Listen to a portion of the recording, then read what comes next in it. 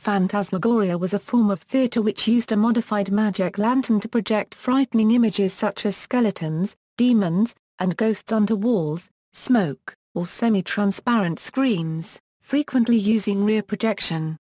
The projector was mobile, allowing the projected image to move and change size on the screen, and multiple projecting devices allowed for quick switching of different images.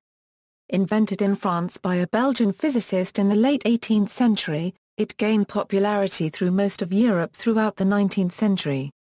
History: the magic lantern has been credited to both Athanasius Kircher and Christian Huygens both in the mid-17th century. Kircher's device consisted of a lantern with a candle and concave mirror inside. A tube was fitted into the side of the lantern and held convex lenses at either end. Near the center of the tube, a glass slide of the image to be projected was held. Huygens' magic lantern has been described as the predecessor of today's slide projector and the forerunner of the motion picture projector. Images were hand-painted onto the glass slide until the mid-19th century when photographic slides were employed. Though Huygens' magic lantern was often used for amusement by projecting quaint and pastoral imagery, phantoms, devils, and other macabre objects were also sometimes projected, thus giving rise to Phantasmagoria. In the mid-18th century, in Leipzig, Germany, a coffee shop owner named Johann Georg Schra PFER began offering Tsar copyright dances in a converted billiards room which became so popular that by the 1760s he had transformed himself into a full-time showman, using elaborate effects including projections of ghosts to create a convincing spirit experience. In 1774, he committed suicide, apparently a victim of delusions of his own apparitions. Versailles was home to several significant developments in this field. In the 1770s for a section where Dominique Tsar copyright Raffin used magic lanterns to perform his ombres noises, a form of shadow play, and Edmond copyright Gilles Guyot experimented with the projection of ghosts onto smoke. Paul Philader created what may have been the first true Phantasmagoria show in 1789. A combination of Tsar copyright and parlor tricks and projection effects, his show saw success in Berlin, Vienna, and Revolution-era Paris in 1793. These last decades of the 18th century saw the rise of the Age of Romanticism. This movement had elements of the bizarre and irrational, and included the rise of the Gothic novel which often centered on mystery and the psychology of its characters. The popular interest in such topics explained the rise and, more specifically, the success of Phantasmagoria for the productions to come. A Parisian Gaspard Robertson Robert, a Belgian inventor and physicist from Liège was known for his Phantasmagoria productions and is the most imitated.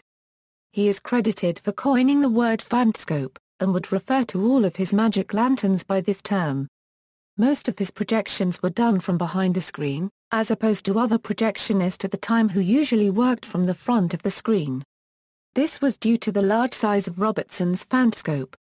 The phantascope was not a magic lantern that could be held by hand, but instead required someone to stand next to it and physically move the entire phantascope closer or further to the screen. Oftentimes, he would eliminate all sources of light during his shows in order to cast the audience in total darkness for several minutes at a time. Robertson would also lock the doors to the theatre so that no audience member could exit the show once it had started. He was also known for including multiple sound effects into his show, such as thunderclapping, bells ringing, and ghost calls. A projection technique that was pioneered by Robertson was his use of smoke. Robertson would pass his glass slides through a layer of smoke while they were in his phantascope, in order to create an image that looked out of focus. Along with the smoke, he would also move most of his glass slides through his phantascope very quickly in order to create the illusion that the images were actually moving on screen. Robertson's first Phantasmagoria he presented in 1797 at the Pavillon de l'Échiquier in Paris. The macabre atmosphere in the post-revolutionary city was perfect for Robertson's Gothic extravaganza complete with elaborate creations and Radcliffean dark copyright cost. After discovering that he could put the magic lantern on wheels to create either a moving image or one that increased and decreased in size, Robertson moved his show. He cited his entertainment in the abandoned cloisters kitchen of a Capuchin convent near the Place Vendôme. He staged hauntings, using several lanterns, special sound effects and the eerie atmosphere of the tomb. This show lasted for 6 years, mainly because of the appeal of the supernatural to Parisians who were dealing with the upheavals as a result of the French Revolution. Robertson mainly used images surrounded by black in order to create the illusion of free-floating ghosts. However, he also would use multiple projectors, set up in different locations throughout the venue, in order to place the ghosts in environments. For instance, one of his first Phantasmagoria shows displayed a lightning-filled sky with both ghosts and skeletons receding and approaching the audience. In order to add to the horror, Robertson and his assistants would sometimes create voices for the phantoms. Often, the audience forgot that these were tricks and were completely terrified. In fact, many people were so convinced of the reality of his shows that police temporarily halted the proceedings, believing that Robertson had the power to bring Louis XVI back to life. Once the show was back, Robertson was exposed to the law again, this time in the form of a lawsuit against his former assistants who had started their own Phantasmagoria shows using his techniques. It was this lawsuit in 1799 in which Robertson was required to reveal his secrets to the public, and magic lantern shows popped up across Europe and in the United States shortly after, though many were not as elaborate as Robertson's. In 1801 a Phantasmagoria production by Paul Philidor opened in London's Lyceum Theatre in the Strand, where it became a smash hit. While he had previously been a showman, by this time Philidor had decided to no longer attempt to fool the audience members into believing that the apparitions were real. In an opening speech, Philidor would make it clear that these phantasmagoric images are purely for entertainment. This was in keeping with the growth of the fascination with science at the time. In fact, many of the Phantasmagoria showmen were a combination of scientists and magicians, many of them stressing that the effects that they produced, no matter how eerily convincing, were in fact the result of ingenious equipment and no small measure of skill, rather than any supernatural explanation. This even extended as far as the exhibitions at the Royal Polytechnic Institution demonstrating the Pepper's Ghost effect in the 1860s. Phantasmagoria came to the United States in May 1803 at Mount Vernon Garden, New York. Much like the French Revolution sparked interest in Phantasmagoria in France, the expanding frontier in the United States made for an atmosphere of uncertainty and fear that was ideal for Phantasmagoria shows. Many others created Phantasmagoria shows in the United States over the next couple of years, including Martin Orber, copyrightee, one of Robertson's former assistants. John Evelyn Barlas was an English poet who had written for several Phantasmagoria shows during the late 1880s.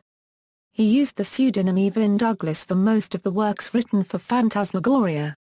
He has written several different works, most of them focusing on the idea of dreams and nightmares. Some of his works include Dreamland, A Dream of China, and Dream Music. His work is known for including extravagant descriptions of settings with multiple colors. Most of Barla's work also mentions flames and fire. The flames are meant to represent the burning of emotions laced throughout Barla's poems, and fit well within the realm of Phantasmagoria. By the 1840s Phantasmagoria became already outmoded, though the use of projections was still employed, just in different realms.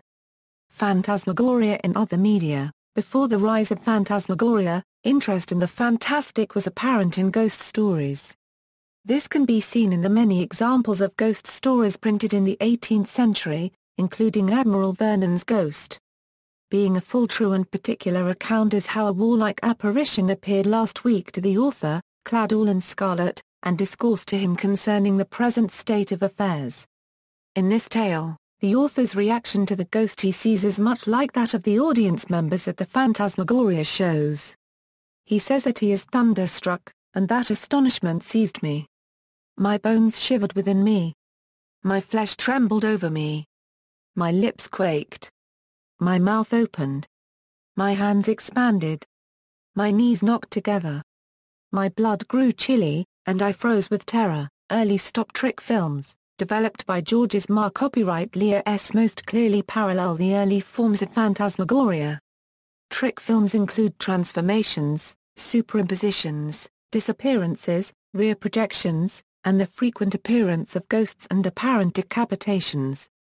Modern-day horror films often take up many of the techniques and motifs of stock trick films, and Phantasmagoria is said to have survived in this new form. Phantasmagoria is also the title of a poem in 7 cantos by Lewis Carroll that was published by Macmillan and Sons in London in 1869, about which Carroll had much to say. He preferred that the title of the volume be found at the back, saying in a correspondence with Macmillan, "It is picturesque and fantastic euro, but that is about the only thing I like euro." He also wished that the volume would cost less, thinking that the 6 shillings was about 1 shilling too much to charge.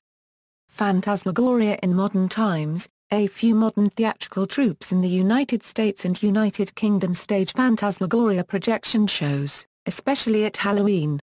Walter Benjamin was fascinated by the Phantasmagoria and used it as a term to describe the experience of the arcades in Paris. In his essays, he associated Phantasmagoria with commodity culture and its experience of material and intellectual products. In this way, Benjamin expanded upon Marx's statement on the phantasmagorical powers of the commodity. Phantasmagoria's influence on Disney can be found in the countless effects throughout the themed lands and attractions at the theme parks, but are likely most memorable in the practical and projection effects of the Haunted Mansion and Phantom Manor, as well live shows such as Fantasmic, which feature film video projections on water screens. From February 15 to May 1, 2006, the Tate Britain staged the Phantasmagoria as a component of its show Gothic Nightmares, Fuseli, Blake and the Romantic Imagination. It recreated the content of the 18th and 19th century presentations, and successfully evoked their tastes for horror and fantasy. French painters of the time, including Ingres and Girodet, derived ideas for paintings from the Phantasmagoria, and its influence spread as far as J.M.W. Turner. A series of photographs taken from 1977 to 1987 by photographer and model Cindy Sherman are described as portraying the phantasmagoria of the female body. Her photographs include herself as the model, and the progression of the series as a whole presents the phantasmagoric space projected both onto and into the female body. In 2006, David J. Jones discovered the precise site of Robertson's show at the Capuchin Convent. See David J. Jones, Gothic Machine, Textualities, Pre-Cinematic Media and Film in Popular Visual Culture, 1670 to 1910. See also, Grand Guignol, History of Film, Limelight. References. Further reading, Castle, Terry. The Female Thermometer, 18th Century Culture and the Invention of the Uncanny. Oxford University Press. ISBN 0-19-508097-1. Grau, Oliver. Remember the Phantasmagoria. Illusion Politics of the 18th Century and its Multimedial Afterlife, Oliver Grau, Media Art Histories, MIT Press. Leonardo Books, 2007. Guyot, Eden Gillis. Nouvelles Recre Copyright Ations Physiques et Mathe Copyright Matix translated by Dr. W. Hooper in London, Robertson. Mar Copyright Moise Ra Copyright Cra Copyright Natifs, Scientifiques et Anecdotiques d'un Physicien or Copyright Renault. David J. Jones, 2011. Gothic Machine, Textualities, Pre-Cinematic Media and Film in Popular Visual Culture, 1670 to 1910, Cardiff, University of Wales Press. ISBN 978-0708324073, David J. Jones. Sexuality in the Gothic Magic Lantern, Desire, Eroticism and Literary Visibilities from Byron to Bram Stoker, Palgrave Macmillan, ISBN 9781137298911. Douglas, Evelyn.